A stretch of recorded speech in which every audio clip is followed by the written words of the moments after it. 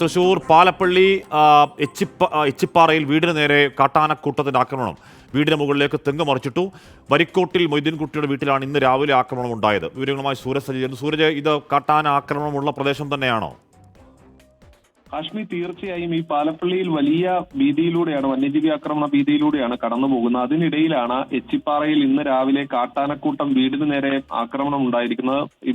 ഈ വാരിക്കോട്ടിൽ മൊയ്തീൻകുട്ടി എന്ന ആളുടെ വീടിന് നേരെയാണ് ഈ കാട്ടാനക്കൂട്ടത്തിന്റെ ആക്രമണം ഉണ്ടായെന്നുള്ളതാണ് പറയുന്നത്. വീടിന് സമീപത്ത് ചേർന്ന് നിന്ന് തെങ്ങ് വീടിന് മുകളിലേക്ക് മറിച്ചിടുകയും ചെയ്തു. പിന്നീട് വീട്ടുകാർ ഈ ശബ്ദം കേട്ട് പുറത്തിറങ്ങുകയും വലിയ ശബ്ദം ഉണ്ടാക്കിയതോടുകൂടിയാണ് ഈ കാട്ടാനക്കൂട്ടം ഈ മേഖലയിൽ നിന്ന് പിന്തിരിഞ്ഞത് എന്നുള്ളതാണ് പറയുന്നത്. പക്ഷേ ഈ വനം വകുപ്പിന്റെ ഭാഗത്തു നിന്ന് ഈ കാര്യക്ഷമമായ ഒരു ഇടപെടൽ ഉണ്ടാകാത്തതാണ് ഈ ജനവാസ മേഖലയിലേക്ക് തുടർച്ചയായി കാട്ടാനയും അതുപോലുള്ള വന്യമൃഗങ്ങളും എത്തുന്നതിന് ഇടയാക്കുന്നതെന്നുള്ളതാണ് പറയുന്നത്. വലിയ ഭീതിയിലാണ് ഈ പ്രദേശവാസികൾ കഴിയുന്നത്. അതിനിടയിലാണ് ഇന്ന് പുലർച്ചെ ഈ എച്ചിപ്പാറയിൽ ഒരു വീടിന് നേരെ തന്നെ ഈ കാട്ടാനക്കൂട്ടത്തിന്റെ ആക്രമണം ഉണ്ടായിരിക്കുന്ന കാശ്മീർ.